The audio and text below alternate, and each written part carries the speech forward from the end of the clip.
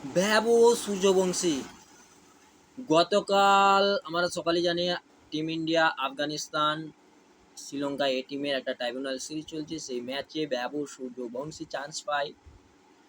Team ইন্ডিয়ায় যেই দিন থেকে ভ্যাবো সূর্যবংশী চান্স পেয়েছে সেই দিনটাকে একটা বড় মাপে নিয়ে খেলতে পারেনি, সেটা আমরা জানি। গতকাল ম্যাচেও ভ্যাবো সূর্যবংশী মাত্র 38 রান 28 বলে করে আউট হয়ে যায়। আমরা ভ্যাবো সূর্যবংশীর কাছে একটা নতুন একটা বড় ইনিংসের আশা করে তাকিয়ে আছি। কোন দিন ভ্যাবো সূর্যবংশী একটা বড় একটা ইনিংস খেলে, কিন্তু ভ্যাবো সূর্যবংশী গতকালেও তোমার 38 রান 28 বলে করে আউট হয়ে যায়।